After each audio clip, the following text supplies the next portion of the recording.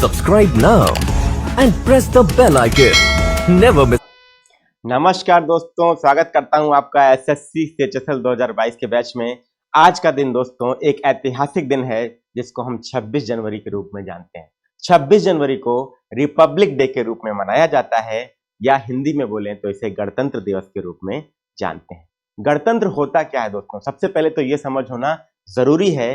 गणतंत्र का मतलब है कि हमारे देश में जो शासन है वो राजा या रानी का नहीं होगा, राजशाही शासन नहीं होगा। हमारे देश में जो शासन होगा वो जनता का शासन होगा, गणतंत्र।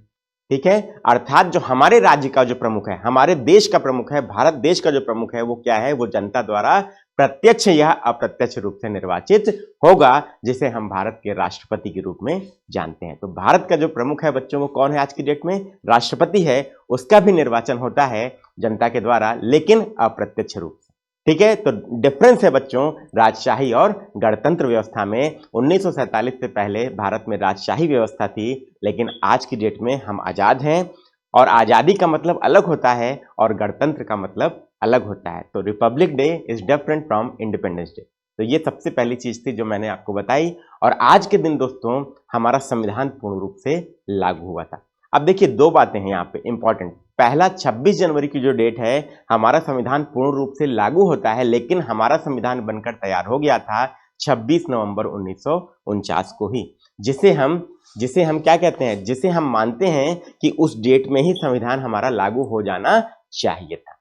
लेकिन अब क्या कारण हुआ कि 26 जनवरी 1950 को लागू किया गया?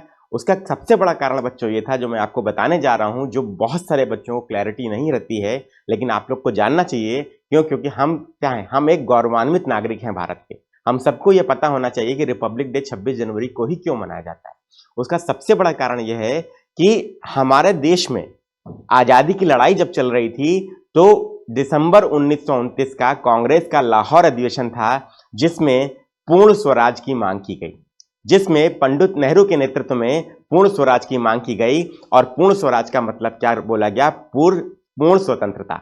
मतलब हमें कंप्लीट इंडिपेंडेंस चाहिए, उससे कम में हम कुछ स्वीकार नहीं करेंगे। और यह भी डिसाइड किया गया कि प्रतिवर्ष 26 जनवरी को हम स्वतंत्रता दिवस के रूप में मनाएंगे, जब तक हमारा स्वतंत्रता हमें प्राप्त नहीं हो जाती। तो पहला जो स्वतंत्रता दिवस मनाया गया बच्चों, वो 26 जनवरी 1930 को मनाया गया। और ये 26 जनवरी की जो तिथि है, यहीं से ऐतिहासिक बनती है, जिसके बारे में हम जानते हैं कि इसे हम रिपब्लिक डे आज की डेट में मानते हैं। तो रिपब्लिक डे क्यों हुआ? क्योंकि 26 जनवरी को हम स्वतंत्रता दिवस मनाते आ रहे थे 1930 से। 1947 में जब हमें आजादी मिली, तो आजादी का जो दिन था बच्चों, वो आप सबको पता है, वो 15 अगस्त था।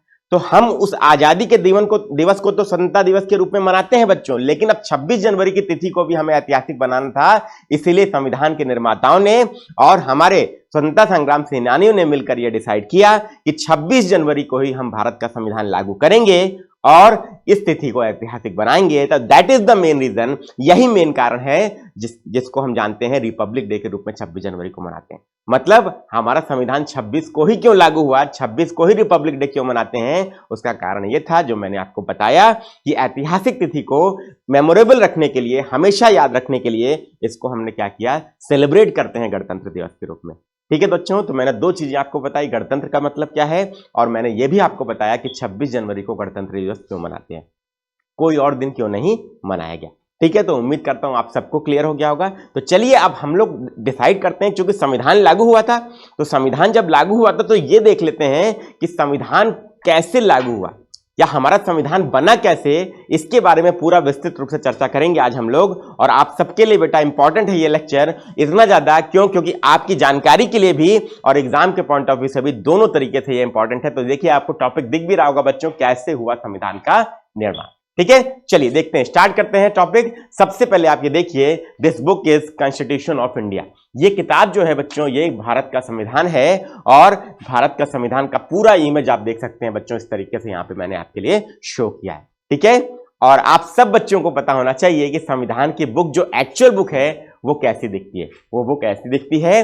और ये आपको पता होगा, उस समय बहुत टाइपिंग वगैरह की व्यवस्था नहीं थी बच्चों, और एक्चुअल जो किताब लिखी गई है वो हस्तलिखित है। कितनी बड़ी बात है बच्चों, समझिए। देश का संविधान, हमारे देश का संविधान जो है विश्व का सबसे बड़ा संविधान माना जाता है, सबसे विस्तृत संविधान माना जाता है, दैट टू हैंड रिटन। ये कितनी बड़ी अचीवमेंट है। तो संविधान निर्माता जो हमारे जो थे वो उन्होंने कितना अथक प्रयास किया, परिश्रम किया, ये अपने आप में एक बहुत बड़ी बात है। और हम सभी को क्या करना चाहिए, हम सभी को इस पर गौरव महसूस करना चाहिए। तो चलिए आगे बढ़ते हैं।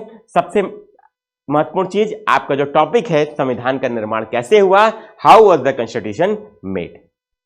देखिए भारत के संविधान का निर्माण जो हुआ बच्चों, उसमें बहुत सारे क्या है, स्टेजेस हैं। तो मैंने एक इमेज आपके सामने बच्चों शो की है, इमेज के फॉर्म में वो सारी डिटेल्स मैंने आपके सामने यहाँ पे शो की हैं कि एक एक चीज आपको यहाँ पे क्लियर हो जाएगी। चलिए एक एक करके बात करते हैं और सारे फैक्ट्स आपके एग्जाम के क्वेश्चन है, ठीक है। सबसे पहले देखिए भारत के संविधान का निर्माण, और this book is constitution of India, ठीक है। अब देखिए सबसे पहले बच्चों 9 दिसंबर 1946 को संविधान सभा की पहली बैठक होती है, ठीक है। सबसे पहले 9 दिसंबर 1946 को संविधान सभा की पहली बैठक हुई। और इसके बाद जो नेक्स्ट इंपॉर्टेंट चीज है, ये एग्जाम में आता है बच्चों, अगली इंपॉर्टेंट चीज क्या है, 11 दिसंबर 1946 को डॉक्टर राजेंद्र प्रसाद संविधान सभा के या समिति के अध्यक्ष चुने गए। तो दोनों चीजें एग्जाम में पूछी जा चुकी हैं। इसके बाद बच्चों 29 अगस्त 1947 को डॉक्टर भीमराव अंबेडकर को संविधान की ड्राफ्टिंग कमेटी का अध्यक्ष बनाया गया। अब ये ड्राफ्टिंग कमेटी कौन थी, यही ड्राफ्टिंग कमेटी संविधान को बनाने के लिए मुख्यतः जिम्मेदार थी। इसीलिए दोस्तों डॉक्टर भीमराव अंबेडकर को संविधान के शिल्पकार भी कहा जाता है और उनका सबसे बड़ा योगदान माना जाता है संविधान के निर्माण में, ठीक है। इसके बाद बात करते हैं 4 नवंबर 1947 को संविधान का पहला ड्राफ्ट या रूपरेखा जो है वो जमा की गई। इसमें हमारे संविधान के निर्माण में जैसे अंबेडकर साहब का योगदान है, वैसे ही एक और व्यक्ति थे जिनका काफी बड़ा योगदान है, जिसको हम BN राव के रूप में जानते हैं, जो हमारे संवैधानिक सलाहकार थे, ठीक है बच्चों। तो ये महत्वपूर्ण बात है। इसके बाद बच्चों देख लेते हैं 26 नवंबर 1949 को क्या हुआ, संविधान की ड्राफ्टिंग पूरी हो गई, मतलब हमारा संविधान बनकर तैयार हो जाता है 26 नवंबर 1949 को, ठीक है। लेकिन आप देखिए जो मैंने आपको स्टार्टिंग में बताया था इंट्रोडक्शन में, 26 नवंबर 1949 को हमारा संविधान बनकर तैयार हो गया, लेकिन हम लोगों ने वेट क्यों किया, वेट हम लोगों ने इसलिए किया बच्चों नवंबर से लेके जनवरी तक, क्योंकि 26 जनवरी को हम हर वर्ष क्या कर रहे थे, स्वतंत्रता दिवस मना रहे थे। तो हम लोगों ने यह डिसाइड किया कि इस तिथि को हमें ऐतिहासिक बनाए रखना है, मेमोरेबल बनाए रखना है, और इसीलिए हम इस दिन भारत का संविधान पूर्ण रूप से लागू करेंगे। कुछ प्रावधान हमारे संविधान के 26 नवंबर को लागू हो गए थे बच्चों, लेकिन पूरा संविधान हमारा इसलिए 26 जनवरी को लागू हुआ, और इसी दिन को हम बच्चों क्या कहते हैं, गणतंत्र दिवस के रूप में, रिपब्लिक डे के रूप में मनाते हैं। अब इधर देखिए बच्चों, यहां पे देखिए 24 जनवरी 1950 को हस्तलिखित संविधान पर कमेटी ने हस्ताक्षर किए। पहले क्या हुआ, 24 जनवरी को जो क्या थी आपकी कमेटी थी, उसने हस्ताक्षर किया, और उसके बाद 26 जनवरी को संविधान कानूनी रूप से पूर्णतः लागू किया गया। तो हमारा संविधान अगर कानूनी रूप से आपसे पूछा जाए अस्तित्व में कब आया, तो इट इज 26 जनवरी 1950, और बनके कब तैयार हुआ, तो ये दो क्वेश्चन है इंपॉर्टेंट जो आपके एग्जाम में पूछे जाते हैं। 26 नवंबर 1949 को याद रखिएगा, गलती नहीं करिएगा, क्योंकि बहुत बार बच्चों ये क्वेश्चन एग्जाम में पूछा जा चुका है, ठीक है। तो ये मैंने आपको एग्जाम के पॉइंट ऑफ व्यू से भी बताया। जो ये स्लाइड बच्चों केवल देख लेगा, रिवाइज कर लेगा, इसका PDF भी आपको मिल जाएगा, मैं डाउनलोड PDF के लिंक से, उसको आराम से जो है संविधान से संबंधित सभी प्रश्नों का उत्तर, 9 प्रश्नों का उत्तर आराम से मिल जाएगा, ठीक है। इसके बाद देख लेते हैं 2 साल 11 महीने और 18 दिन लगे संविधान को बनाने में। सोचिए कितना ज्यादा समय होता है ये, और इतना विस्तृत और इतना सफल संविधान बनाने में। मैं सफल क्यों कह रहा हूं, देखिए सफल इसलिए कह रहा हूं क्योंकि हमारे बहुत सारे आसपास ऐसे देश हैं जिनका क्या है, संविधान बना तो, लेकिन कई बार उनका संविधान जो है परिवर्तित करने की आवश्यकता महसूस की गई, कई बार उनका संविधान फिर से बनाया गया, ठीक है। पुराना संविधान, पहला संविधान जो था वो सफल रूप से नहीं काम कर पाया, लेकिन आज की डेट में भारत जैसे डेमोक्रेटिक कंट्री में, धर्मनिरपेक्ष कंट्री में, सेकुलर कंट्री में इतनी बड़ी ये अचीवमेंट है, जहां पर हम सब भाई हिंदू, मुस्लिम, सिख, ईसाई सभी विभिन्न धर्म, संप्रदाय और संस्कृति के लोग रहते हुए आज भी हम लोग भारत के संविधान को पूर्णतः मानते हैं। ये बहुत बड़ी अचीवमेंट है, ये छोटी मोटी बात नहीं है बच्चों। इसीलिए बोला जाता है कि भारत जो है विविधता में एकता का देश है। विविधता में एकता का देश क्यों है बच्चों, इसीलिए बोला जाता है कि different religion, different diversity, different culture के होते हुए भी हम लोग आज भी यूनाइटेड हैं, आज भी अखंड हैं, आज भी एक हैं। ये हमारे संविधान की देन है, और ये हमारे संविधान का बहुत बड़ा योगदान है इसमें बच्चों, ठीक है, तो ये संविधान जो है हमारे लिए सबसे बेसिक बुक अगर कोई है बच्चों जो हमें भारत में माननी चाहिए, जो कानूनी रूप से क्या है बच्चों हमारे लिए सर्वोपयोगी भी है, सर्वोपयुक्त भी है और हमें उसको फॉलो भी करना चाहिए, वो हमें भारत का संविधान है। ठीक है, अब संविधान है क्या बेसिकली? संविधान क्या है बेसिकली? देखिए, किसी भी समाज को बच्चों चलाने के लिए कुछ नियम और कानून की आवश्यकता पड़ती है ताकि समाज जो है सुचारू रूप से चल सके। तो वो नियम और कानून जो होते हैं, रूल्स एंड लॉज जो होते हैं, बेसिक सेट ऑफ लॉज जो होते हैं बच्चों, या बेसिक सेट ऑफ रूल्स जो होते हैं, उनको हम क्या बोलते हैं? उनको हम संविधान का दर्जा देते हैं। संविधान कुछ नहीं, it is nothing but the basic rules और बेसिक फैक्ट्स जो हमारे सोसाइटी को सुचारू रूप से चलाने के लिए आवश्यक है, उन्हीं का संग्रह है। ठीक है बच्चों, तो ये मैंने आपको संविधान के बारे में जानकारी दी जो बहुत ही महत्वपूर्ण है, जो आपको क्या करना चाहिए, जानना चाहिए। और देखिए, संविधान लागू होने से पहले बच्चों 2000 संशोधन किए गए। आप समझिए, छोटी मोटी बात नहीं है, कितना परिश्रम लगा होगा, कितना मेहनत लगा होगा। 2000 संशोधन छोटी मोटी बात नहीं है बच्चों। और आज भी संशोधन का अधिकार दिया गया संसद को, भारत के संविधान ने ही दिया है कि भविष्य की आवश्यकताओं के अनुरूप क्या करिए, आप उसको समय समय पर संशोधित कर सकते हैं। ठीक है, चलिए आगे बढ़ते हैं। अब देखिए, संविधान का निर्माण हमने किया क्यों? देखिए, हमेशा आपने एक चीज सुनी होगी कि आवश्यकता ही आविष्कार की जननी है। आपने बचपन से हम लोग ये पढ़ते आ रहे हैं बच्चों। क्यों? क्योंकि जब तक हम आवश्यकता महसूस नहीं करेंगे तब तक हमें कैसे पता होगा कि हमें संविधान चाहिए या हमें कोई चीज चाहिए। तो 1934 में एमएन रॉय साहब ने पहली बार संविधान सभा के विचार का प्रस्ताव रखा था और यह बोला था कि हमें एक संविधान चाहिए जिसमें हमारे क्या होंगे, जिसमें हमारे राइट्स होंगे। वो राइट्स क्या करेंगे? हमारे हम भारतीयों के व्यक्तित्व के विकास के लिए आवश्यक है और गरिमापूर्ण जीवन के लिए आवश्यक है। इसलिए हमें क्या चाहिए? वो संविधान की आवश्यकता है। 1934 में क्या किया एमएन रॉय ने? सबसे पहली बार बोला था और आपके एग्जाम में ये पूछा जाता है। इसके बाद अगर बात करते हैं वर्ष 1946 में, जो फाइनली हमारा जो ये डिसाइड हुआ, बहुत सारे स्टेजेस आए, बहुत सारे मिशन आए। अगस्त प्रस्ताव आता है, फिर क्रिप्स मिशन आता है, फिर आपका आता है बच्चों वेवल प्लान आता है। इसके बाद बच्चों 1946 में फाइनली जो है वो कैबिनेट मिशन योजना आती है, जिसके तहत भारतीय संविधान का निर्माण होता है। ठीक है, और कैबिनेट मिशन योजना के तहत संविधान सभा के गठन के लिए चुनाव होते हैं। तो 1946 का कैबिनेट मिशन बच्चों याद रखिएगा, ये आपके लिए बहुत ही ज्यादा इंपॉर्टेंट है और सबको ये पता होना चाहिए, एग्जाम में भी पूछा जाता है। ठीक है, चलिए अब आगे की बात करते हैं। तो भारत के संविधान का निर्माण संविधान सभा द्वारा किया गया और वो संविधान सभा किसके तहत बनाई गई? तो कैबिनेट मिशन योजना 1946 के तहत बनाई गई। ये मैंने ऑलरेडी आपको बता दिया, एग्जाम का आया हुआ प्रश्न है। अब भारत की संविधान सभा ने संविधान के निर्माण से संबंधित विभिन्न कार्यों से निपटने के लिए कुल 13 समितियों का गठन किया बच्चों। मतलब जो कुल समितियां जो बनी बच्चों, वो कितनी बनी? वो 13 समितियां बनी बच्चों। ठीक है, तो 13 समिति, 13 कमेटी। अब 13 कमेटी नहीं याद करना है, लेकिन कुछ समितियां जो प्रमुख थी बच्चों वो हमें याद करनी चाहिए, जिससे प्रश्न एग्जाम में पूछे जाते हैं। समिति का नाम और उसके अध्यक्ष का नाम ये एग्जाम में आता है बच्चों। तो 8 मेजर कमिटीज थी, 8 प्रमुख समितियां थी, जिनको हम क्या करेंगे, जिनको हम जानेंगे और जिससे प्रश्न एग्जाम में पूछे गए हैं। तो सबसे प्रमुख समिति मैंने आपको पहले ही बताया बच्चों, जो संविधान निर्माण करने के लिए रिस्पॉन्सिबल थी, जिसको मसौदा समिति के नाम से जाना जाता है या drafting committee of the constitution कहते हैं, जिसके जो अध्यक्ष थे वो हमारे बाबा साहब थे, जिनको हम अंबेडकर साहब भी जानते हैं। ठीक है, चलिए ये सबसे इंपॉर्टेंट है बच्चों, याद रखिएगा, ये अध्यक्ष थे। इसके बाद बच्चों आपकी एक कमेटी थी संघ शक्ति समिति या यूनियन पावर कमेटी। इसके जो अध्यक्ष थे वो डॉक्टर पंडित जवाहरलाल नेहरू थे। ठीक है, इसके बाद बात करते हैं केंद्रीय संविधान समिति। ठीक है, केंद्रीय संविधान समिति के भी अध्यक्ष कौन थे बच्चों? पंडित जवाहरलाल नेहरू। तो ये देखिए मैं स्टार जिस पर लगा रहा हूं ना बच्चों, वो सब एग्जाम में आया हुआ क्वेश्चन है बच्चों। SSC CGL, SSC CHSL, UP PCS, जितने भी एग्जाम्स बच्चों आपके होते हैं, आज तक प्रश्न पूछे गए, वो सभी का संकलन में करके आपके लिए लेकर आया हूं।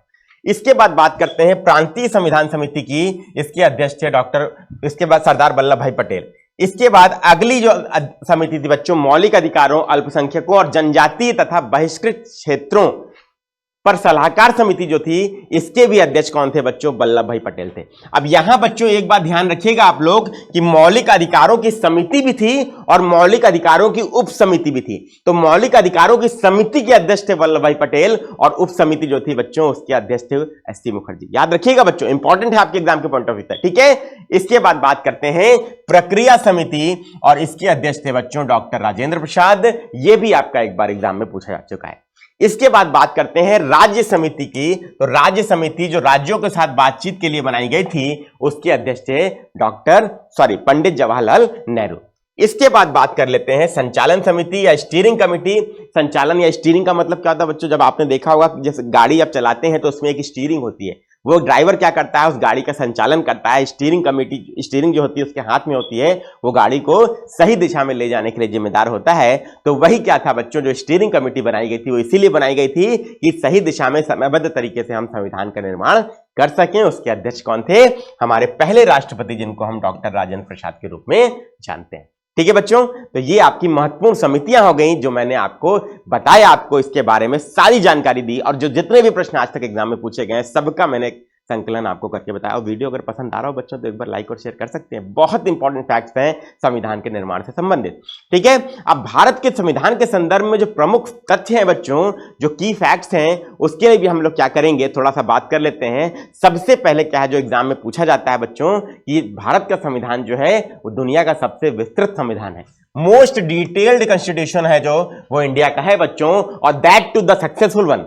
इसका मतलब समझिए कि सबसे विस्तृत है और सबसे सफल भी है। और मैंने आपको बताया इसमें भारत के नागरिकों का बहुत बड़ा योगदान है बच्चों। चाहे किसी भी धर्म, जाति, संप्रदाय का व्यक्ति क्यों ना हो, चाहे किसी भी स्थान का व्यक्ति क्यों ना हो, चाहे किसी भी लिंग का व्यक्ति क्यों ना हो, वह व्यक्ति क्या करता है? सहिष्णु है। इस बात को तो मानना पड़ेगा। देखिए, यूनिवर्सली एक्सेप्टेबल है बच्चों ये चीज वर्ल्ड में, कि भारतीयों से ज्यादा सहनशील और सहिष्णु कोई भी नहीं है। और यही जो है बच्चों हमारे संविधान की सफलता का सबसे बड़ा कारण भी है। ठीक है, तो इस पे हमें गौरव महसूस करना चाहिए। क्यों? क्योंकि देखिए, एक गौरवशाली नागरिक ही क्या कर सकता है? गौरवशाली देश का निर्माण कर सकता है। ठीक है, इसके बाद बात कर लेते हैं एकात्मक विशेषताओं के साथ संघीय प्रणाली। मतलब हमारे देश में क्या है बच्चों? संघीय प्रणाली है। हमारे यहां फेडरल सिस्टम है, संघ और राज्य दोनों अस्तित्व में है, और दोनों को बराबर अधिकार दिया गया है कि बस अपने अपने अधिकार क्षेत्र में रहकर क्या करना है? शासन करना है। ठीक है, तो 28 राज्य और 8 केंद्र शासित प्रदेश हैं, और एक केंद्र है या संघ है, वो भारत क्या है? आर्टिकल 1 ऑफ द कॉन्स्टिट्यूशन कहता है कि भारत राज्यों का एक संघ होगा। ठीक है बच्चों, चलिए इसके बाद बात करते हैं संघ सरकार जो है वो कैसी होगी? तो संसदीय स्वरूप होगा, पार्लियामेंट्री फॉर्म ऑफ गवर्नमेंट होगी। इसका मतलब क्या है कि एक संसद होगी, और संसद जो होगी बच्चों उसमें लोकसभा और राज्यसभा सबको पता है 2 सदन है, और राष्ट्रपति भी उसका अभिन्न हिस्सा है। क्यों? क्योंकि कोई भी विधेयक जो है कानून का स्वरूप बिना राष्ट्रपति की सहमति या हस्ताक्षर के नहीं ले सकता। ठीक है, तो संसदीय स्वरूप का मतलब क्या होता है बच्चों? तो पार्लियामेंट्री फॉर्म का मतलब है कि सबसे महत्वपूर्ण चीज जो हमारी कैबिनेट होती है बच्चों, काउंसिल ऑफ मिनिस्टर्स जो है, केंद्रीय मंत्रिपरिषद जो है, वो लोकसभा के प्रति उत्तरदायी होती है। यही संसदीय प्रणाली या संसदीय स्वरूप का मतलब होता है, और यही हमारे संसदीय स्वरूप की आधारभूत विशेषता भी है जो आपके एग्जाम में पूछी जाती है। ठीक है, तो ये आपको ध्यान रखना है। तो हमारे यहां कार्यपालिका विधायिका के प्रति उत्तरदायी है, ये कह सकते हैं सामान्य भाषा में। ठीक है, लेकिन न्यायपालिका स्वतंत्र है, इस बात को ध्यान रखिएगा। इंडिपेंडेंट जुडिशरी है हमारे यहां, और ये एग्जाम में क्वेश्चन पूछा भी जाता है। इसीलिए बच्चों क्या होता है, जब हम कहीं भी वाद विवाद होता है तो हमने सुना होगा बच्चों, आप लोगों ने भी सुना होगा कि लोग कहते हैं कि हम तुम्हें कोर्ट में देख लेंगे। तो कोर्ट में देखने का मतलब क्या है? क्यों? क्योंकि हमें न्यायपालिका पे पूरा भरोसा इसलिए है क्योंकि न्यायपालिका जो है वो इंडिपेंडेंट है, ना कार्यपालिका का हस्तक्षेप चलता है, ना विधायिका का हस्तक्षेप चलता है। इंडिपेंडेंस ऑफ जुडिशरी वो इंश्योर की गई है संविधान के द्वारा, जिससे नागरिकों का फेथ जो है हमेशा बना रहे। और आर्टिकल 32 ऑफ द कॉन्स्टिट्यूशन ये कहता है कि हमारा जो मौलिक अधिकार है, अगर किसी अधिकार का हनन होता है किसी भी व्यक्ति या संस्था के द्वारा, तो वो क्या कर सकता है? वह नागरिक जो पीड़ित है वो कोर्ट स्वतः जा सकता है, या किसी अन्य संस्था के द्वारा भी उसके फेवर में जनहित याचिका दायर की जा सकती है। तो that is the main role जो हमारी जुडिशरी को इंडिपेंडेंट क्यों बनाया गया। क्लियर है? चलिए इसके बाद बात करते हैं संविधान के निर्माण में 2 वर्ष 11 महीने और 18 दिन का समय लगा। जो सबसे महत्वपूर्ण चीज है, 2 वर्ष 11 महीने 18 दिन बहुत बड़ा समय होता है बच्चों ये। ठीक है, यहां हम लोग का रिजल्ट 6 महीने में नहीं आता एग्जाम का, तो हम लोग इम्पेशेंट होने लगते हैं। लेकिन द पेशेंस जो मेंबर्स के पास था, कमेटी के जो मेंबर्स थे, कितना पेशेंस था उनके पास, आप समझ सकते हैं आजादी के लिए कितना पेशेंस चाहता रहा होगा। कितने साल लगे आजादी की लड़ाई में। 1857 से भी अगर काउंट करिए आप, जो प्रथम स्वतंत्रता संग्राम कहा जाता है बच्चों आजादी का, और 1947 तक, तो कितना लंबा समय जो है भारतीयों ने इंतजार किया आजादी का। और उसके बाद लगभग जो है 2 साल से ज्यादा समय, मतलब 3 साल का समय जो है संविधान के लिए भी लगा। तो पेशेंस जो है हमेशा, इससे समझ में क्या आता है बच्चों? इससे समझ में आता है कि पेशेंस हमेशा जो है वो सफलता की कुंजी रहती है। पेशेंस इज ऑलवेज की टू द सक्सेस। हमेशा याद रखिएगा, ठीक है। इसके बाद बात करते हैं भारत के जो संविधान था उसकी जो मूल प्रतियां थी, मैंने पहले ही जैसे आपको बताया, वो टाइप या मुद्रित नहीं थी बच्चों, उसको हाथ से लिखा गया है और संसद के पुस्तकालय में उसको हीलियम में रखा गया है कि वो आज भी क्या रहे, सुरक्षित रहे, ठीक है। तो कितना महत्वपूर्ण चीज है समझिए, और कितना बड़ा जो है वो मेहनत है और इमोशंस जुड़े हुए हैं बच्चों। जो चीज हैंड रिटन होती है बच्चों, उसमें व्यक्ति का इमोशन रहता है, हमेशा याद रखिएगा। टाइपिंग की हुई जो चीज रहती है उसमें इमोशंस नहीं होते बच्चों, ये हमेशा याद रखिएगा। मैन और मशीन में एक बेसिक डिफरेंस होता है जो हमेशा आपको याद रखना चाहिए, ठीक है। और इसके बाद प्रेम बिहारी नारायण रायजादा ने भारत की संरचना की अनूठी प्रतियां लिखी थी, ये आपको पता होना चाहिए और ये आपके एग्जाम में निश्चित रूप से मान के चलिए कि क्वेश्चन पूछा जाएगा कि किसने लिखा था हैंड रिटन, तो प्रेम बिहारी नारायण रायजादा ने लिखा था और ये अनूठी प्रतियां हैं बच्चों। इसके बाद अगर बात करते हैं तो मूल रूप से हमारा संविधान बच्चों वो अंग्रेजी और हिंदी में लिखा गया, दो भाषाएं थी केवल, इसको ध्यान रखिएगा और एग्जाम में पूछा जाता है, केवल दो भाषाओं में, अंग्रेजी और हिंदी में। और भारतीय संविधान की मूल संरचना जो है वो किस पर आधारित है, वो ब्रिटिश सरकार के एक अधिनियम पर आधारित है जिसको भारत सरकार अधिनियम 1935 के नाम से जानते हैं, ठीक है बच्चों। 1935 का जो भारत शासन अधिनियम था जो ब्रिटिश संसद द्वारा पारित किया गया था, इसी पर हमारा संविधान बेसिकली जो है वो बेस करता है। अब इसके बाद क्या क्या चीजें कहां से ली गई बच्चों, तो ये भी मैं आपके लिए लेकर आया हूं, आप देख सकते हैं ये सभी प्रश्न हमारे एग्जाम में पूछे गए हैं। तो सबसे महत्वपूर्ण चीज, अमेरिका से क्या लिया गया बच्चों, तो फंडामेंटल राइट से मौलिक अधिकार लिए गए। उपराष्ट्रपति का जो हमारे यहां पद है वो भी कहां से लिया गया, वो भी अमेरिका से लिया गया। राष्ट्रपति को हटाने के लिए जो महाभियोग की प्रक्रिया होती है वो भी कहां से अडॉप्ट की गई बच्चों, तो वो भी आपका हमारे अमेरिका देश से ही अडॉप्ट की गई बच्चों। इसके बाद न्यायिक पुनरावलोकन, मतलब जुडिशियल रिव्यू, अगर कानून कोई संसद बनाती है या कार्यपालिका कोई अध्यादेश पारित करती है तो उसका रिव्यू या पुनरावलोकन न्यायपालिका कर सकती है। वो देख सकती है कि इससे किसी नागरिक के मौलिक अधिकार का हनन तो नहीं हो रहा, तो उसको क्या बोलते हैं बच्चों, जुडिशियल रिव्यू या न्यायिक पुनरावलोकन बोलते हैं। न्यायपालिका जो है हमारी स्वतंत्र है, मैंने पहले ही आपको बताया, कार्यपालिका और विधायिका अलग है, न्यायपालिका को स्वतंत्र बनाया गया। क्यों, मैंने आपको रीजन बताया, क्यों, क्योंकि मौलिक अधिकारों का सबसे बड़ा संरक्षक कोई है तो वो न्यायपालिका है। इसके बाद अगर बात करते हैं सुप्रीम कोर्ट और हाई कोर्ट के जजों को हटाने की प्रक्रिया जो है ये भी आपकी अमेरिका से ली गई है। और ये भी बच्चों हम लोग सामान्यतः महाभियोग तो बोल देते हैं, लेकिन बेसिकली ये महाभियोग या इंपीचमेंट नहीं है, ये रिमूवल कहलाता है। टेक्निकली अगर पूछा जाए तो रिमूवल या हटाने की प्रक्रिया है, इसको ध्यान रखिएगा, ठीक है। इसके बाद अगर बात करते हैं जापान से क्या लिया गया, तो जापान से बच्चों प्रोसीजर एस्टैब्लिश्ड बाय लॉ। हमारे यहां क्या है बच्चों, जो चीजें क्या है कानून में लिखी गई हैं उसी के आधार पे हमारा कानून कार्य करता है बच्चों, ठीक है। लॉ ऑफ नेचुरल जस्टिस जो है वो हमारे यहां काम नहीं करता बच्चों, ये ध्यान रखिएगा, लेकिन अमेरिका में करता है, ठीक है। ये हमेशा याद रखिएगा, ड्यू प्रोसेस ऑफ लॉ हमारे यहां नहीं काम करता, हमारे यहां प्रोसीजर एस्टैब्लिश्ड बाय लॉ जो है वो काम करेगा। जो चीज कानून में लिखी गई है उसी के हिसाब से निर्णय हो सकता है, ठीक है। ये हमेशा याद रखिएगा, ये जापान से लिया गया। यूके से बात करते हैं, यूनाइटेड किंगडम से, जिसने हमारे ऊपर शासन किया, और हमारी जो प्रणाली है बच्चों शासन की वो लगभग जो है इसी पर आधारित है। तो विधायी प्रक्रिया, जो कानून बनाने की प्रक्रिया है, किससे ली गई, वो ब्रिटेन से ली गई या यूके से ली गई। कैबिनेट की प्रणाली जो है बच्चों हमारे यहाँ क्या होती है, कैबिनेट का गठन होता है लोकसभा के चुनाव के बाद, तो वो भी यूके से लिया गया। हमारे यहाँ सिंगल सिटीजनशिप है, एकल नागरिकता है पूरे देश में, हर राज्य की अलग अलग नागरिकता नहीं है, तो वो किससे लिया गया बच्चों, वो भी हमारा यूके से ही लिया गया। हमारे यहां रूल ऑफ लॉ काम करता है। Article 14 of the Indian constitution कहता है कि भारत का प्रत्येक नागरिक कानून के समक्ष समान है और कानून का बराबर संरक्षण उसको प्रदान किया गया है, ठीक है बच्चों। तो ये क्या है, ये भी आपका रूल ऑफ लॉ जो है यहां पे मेंशन है। इसके बाद अगर बात करते हैं बच्चों, तो बहुत सारी चीजें हैं, संसदीय विशेषाधिकार हो गए, विशेषाधिकार लेख हो गए, और संसदीय प्रणाली जो है बच्चों, और 2 सदन की व्यवस्था, ये सभी जो है बच्चों यूनाइटेड किंगडम से लिए गए हैं, जो हमें एग्जाम के पॉइंट ऑफ व्यू से अगर देखा जाए तो बहुत इंपॉर्टेंट है और हमें जानना चाहिए, ठीक है। कहां से लिए गए, तो यूके से, एग्जाम में प्रश्न आता है। इसके बाद बात कर लेते हैं जर्मनी से क्या किया गया बच्चों, आपातकाल के दौरान जो मौलिक अधिकारों का निलंबन हो जाता है, सस्पेंशन हो जाता है, वो कहां से लिया गया है, जर्मनी से लिया गया। क्लियर है बच्चों, तो कहां से लिया गया, जर्मनी से लिया गया। इंपॉर्टेंट है, इस बात को ध्यान रखिएगा, ठीक है। आपातकाल के दौरान मौलिक अधिकारों का निलंबन, ठीक है बच्चों, स्पष्ट हो गया, ठीक है। चलिए अब आगे बात करते हैं। आगे बात करते हैं तो कनाडा से क्या क्या लिया गया बच्चों, तो कनाडा से महत्वपूर्ण चीज ली गई कि संघात्मक विशेषताएं। हमारे यहाँ संघात्मक विशेषताएं जो है वो ब्रिटेन से नहीं, वो अमेरिका की नहीं ली गई हैं, वो कनाडा से अडॉप्ट की गई हैं कि हमारा संघ जो है वो क्या है बच्चों, उसमें केंद्र मजबूत है और राज्यों को भी अधिकार दिए गए हैं, लेकिन केंद्र जो है सर्वशक्तिमान है। हमारे यहाँ संघ तो है, फेडरेशन विद स्ट्रॉन्ग सेंटर है बच्चों, लेकिन अमेरिका में क्या है बच्चों, वहां पे उल्टा है। वहां पे जो संघ बना वो राज्यों के बीच समझौते का परिणाम था, लेकिन हमारे यहाँ क्या है बच्चों, राज्यों में बांटा गया है प्रशासनिक सुविधा के लिए। The basic difference between US and Canada, जो फेडरेशन में अंतर है वो मैंने आपको यहाँ पे बताया।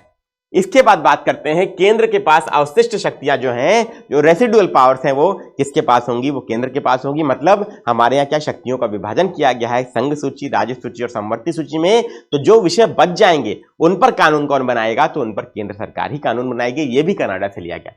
केंद्र द्वारा राज्य के राज्यपालों की नियुक्ति की जाएगी। ये बोला गया कि केंद्र सरकार क्या करेगी, राज्य के राज्यपालों की नियुक्ति करेगी। जो क्या करेगा, जो राज्य का संवैधानिक प्रमुख तो होगा, लेकिन वो केंद्र सरकार का प्रतिनिधि भी होता है। तो डुअल रोल जो है हमारा गवर्नर निभाता है, ठीक है।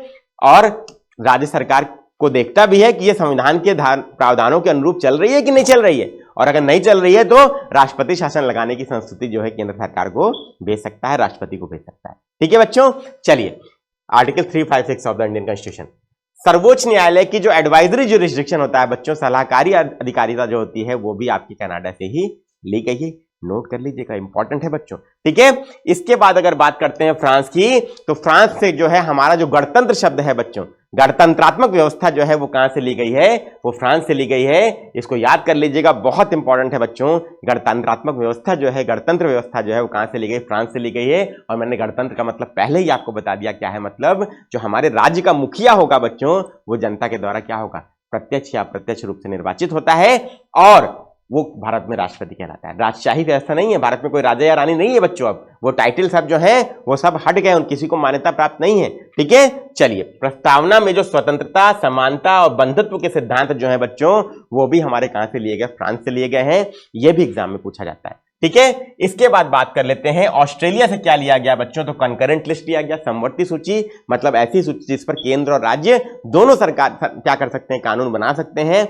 ये वहां से लिया गया, इंपॉर्टेंट है बच्चों, एग्जाम में पूछा जाता है। व्यापार, वाणिज्य और समागम की स्वतंत्रता, ये कहां से ली गई, ये भी ऑस्ट्रेलिया से ली गई। और ज्वाइंट सीटिंग ऑफ द आपका क्या है, पार्लियामेंट बच्चों, संसद के दोनों सदनों की जब संयुक्त बैठक होती है, तो वो कहां से लिया गया, वो भी ऑस्ट्रेलिया से लिया गया, इंपॉर्टेंट है। अब आवश्यकता क्यों है इसकी, मान लीजिए किसी प्रावधान पर लोकसभा सहमत नहीं है, राज्यसभा ने संशोधन कर दिया और लोकसभा ने उसको माना नहीं, तो क्या होगा, ठन जाएगी, दोनों में आपस में ठन जाएगी। अब ठन जाएगी तो क्या होगा बच्चों, जो शक्तिशाली होगा वो क्या होगा, वही जीतेगा। लेकिन मान लीजिए संविधान संशोधन है और संविधान संशोधन विधेयक है, तो उसमें दोनों को बराबर शक्तियां प्राप्त है।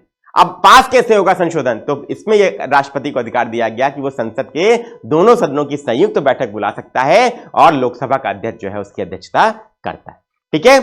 इसके बाद बात करते हैं रूस से, तो मौलिक कर्तव्य या फंडामेंटल ड्यूटीज ली गई हैं बच्चों। अब हमेशा आपको पता है बच्चों, हमें अधिकार तो चाहिए हमेशा, लेकिन हम कर्तव्य का पालन नहीं करना चाहते, हम अपने ड्यूटीज को फुलफिल नहीं करना चाहते बच्चों। लेकिन हमेशा याद रखिए कि कोई भी देश तब तक विकसित नहीं हो सकता जब तक वहां के नागरिकों को अधिकारों के साथ साथ कर्तव्यों का भी एहसास ना हो। तो हमारे यहाँ कर्तव्य जो है वो नैतिक रूप से बाध्य हैं, कानूनी रूप से बाध्य नहीं है बच्चों, बाध्यकारी नहीं है कानूनी रूप से, लेकिन मौलिक अधिकार हमें क्या है, कानूनी रूप से प्राप्त है। ये बात को ध्यान रखिएगा, ठीक है। तो नैतिक रूप से हमें क्या करना चाहिए बच्चों, कर्तव्यों का भी पालन करना चाहिए। जैसे माता पिता का हम लोग क्या करते हैं, सम्मान करते हैं, आदर करते हैं, ठीक, गुरुओं को आदर करते हैं, और अपने से बड़ों को क्या करते हैं, सम्मान देते हैं, और छोटों को प्यार देते हैं। ये क्या है बच्चों, ये नैतिक कर्तव्य है हमारे। लेकिन जो मौलिक कर्तव्य है, कुछ देश के प्रति भी जिम्मेदारियां हैं, उसको भी हमें क्या करना चाहिए, पालन करना चाहिए। क्यों, क्योंकि सरकार को या देश को कभी ये ना जरूरत पड़ जाए कि वो मौलिक कर्तव्यों को भी कानूनी रूप से बाध्यकारी बनाए। तो that is the main purpose of democracy. Democracy का मतलब क्या है कि मौलिक कर्तव्य को अगर लागू कर दिया, कानूनी रूप से बाध्यकारी बना दिया, तो समझिए डेमोक्रेसी का कुछ अंश जो है वो हमसे छीन सकता है, ठीक है। चलिए, प्रस्तावना में जो सामाजिक, आर्थिक और राजनीतिक न्याय का जो सिद्धांत है वो भी आपका रूस से लिया गया। इसके बाद बच्चों दक्षिण अफ्रीका से संशोधन अगर संविधान में करना है तो कैसे करेंगे, तो इस प्रक्रिया को दक्षिण अफ्रीका से, साउथ अफ्रीका से अडॉप्ट किया गया। और राज्यसभा के सदस्यों का जो चुनाव है वो कैसे होगा, यह भी प्रक्रिया जो है साउथ अफ्रीका से ली गई। इसके बाद बच्चों आयरलैंड से डीपीएसपी को लिया गया, राज्य के नीति निदेशक सिद्धांतों को लिया गया, जिसको directive principle of state policy के रूप में भी जानते हैं। अब राष्ट्रपति के चुनाव की प्रक्रिया क्या होगी बच्चों, अप्रत्यक्ष होगा बच्चों चुनाव, मैंने पहले ही आपको बता दिया। और वो क्या होगा, अनुपातिक प्रतिनिधित्व पद्धति और एकल संक्रमणीय मत द्वारा। ये याद रखिएगा, ये पद्धति जो विधि है ये कहां से ली गई है, आयरलैंड से ली गई है। इंपॉर्टेंट है बच्चों, राष्ट्रपति के लिए, राज्यसभा के चुनाव के लिए ये क्या है बच्चों, यही पद्धति अपनाई जाती है, ठीक है। और सदस्यों का नामांकन राज्यसभा के लिए जो होगा वो भी आयरलैंड से लिया गया। कैसे होगा, ठीक है, मैंने पहले ही आपको बता दिया, राष्ट्रपति का चुनाव, ठीक है, और राज्यसभा के सदस्यों का नामांकन इसी पद्धति से होता है, जो मैंने आपको बताया एग्जाम में आता है बच्चों, ठीक है। ये कॉन्स्टिट्यूशन बुक है। संविधान विश्व का सबसे बड़ा भारत का संविधान है, भारत का संविधान विश्व का सबसे बड़ा संविधान है, हस्तलिखित संविधान है, ये भी याद रखिएगा बच्चों, जो मैंने आपको बताया, इमोशंस इन्वॉल्व है, ठीक है। और इसमें कितने अनुच्छेद हैं बच्चों, 395 अनुच्छेद मूल रूप से जो है उनकी बात हो रही है बच्चों, ठीक है। अभी प्रेजेंट में ज्यादा है, 450 से ज्यादा है, लेकिन मूल अनुच्छेद जो है बच्चों वो इतने ही हैं। वो सब क्या है बच्चों, आपके आर्टिकल्स, सब आर्टिकल्स हैं, या तो ऐड होते हैं या तो डिलीट होते रहते हैं, तो उसके लिए परेशान मत होइएगा। 395 मूल थे और 12 अनुसूचियां बच्चों इस समय हैं, और आपके 2 परिशिष्ट यहां पे दिए हैं। 22 खंडों में विभाजित था बच्चों, लेकिन इस समय क्या है बच्चों, 25 हो गए, ठीक है बच्चों, ये ध्यान रखिएगा। तो मूल रूप से जो है उसकी बात हो रही है। मूल रूप से जो अनुसूचियां थी वो भी बच्चों आपकी क्या थी, वो भी 8 थी, ठीक है। तो 395 अनुच्छेद, 8 अनुसूचियां और 22 भाग थे हमारे संविधान में जब लागू हुआ, लेकिन वर्तमान में वो चेंज होता रहता है, उसके लिए परेशान नहीं होना है, ठीक है, बिल्कुल भी, ठीक है। मेन मैंने आपको क्या बताया बच्चों, हमारा संविधान कैसे लागू हुआ, क्या क्या महत्वपूर्ण चीजें थी, और 26 जनवरी को हम लोग गणतंत्र दिवस के रूप में क्यों मनाते हैं, क्यों 26 को ही मनाते हैं, कोई और तिथि क्यों नहीं है, ये सब मैंने आपको बताया। और इस लेक्चर से मैं उम्मीद करता हूं कि सारे डाउट्स आपके रिपब्लिक डे के क्लियर हो गए होंगे, और आपको पूरी जानकारी मैंने दी है बच्चों, जो आपके लिए बहुत ही ज्यादा उपयोगी है। उम्मीद करता हूं आपको सेशन बहुत अच्छा लगा होगा, और अच्छा लगा हो तो इसे एक बार लाइक कीजिएगा, शेयर कीजिएगा अपने मित्रों के बीच में, और चैनल को सब्सक्राइब जरूर कीजिएगा बच्चों। और डेली हम लोग 6:30 बजे मिलते हैं ऐसे ही महत्वपूर्ण और धमाकेदार टॉपिक्स के साथ, जो आपके लिए क्या हो, आपको एक जानकारी तो दें, कंपटीशन तो आपको क्लियर करवाएं ही, लेकिन आपको एक अच्छा नागरिक बनने में भी सहयोग प्रदान करें। Thank you very much, best of luck to everyone. Subscribe now and press the bell icon. Never miss an update.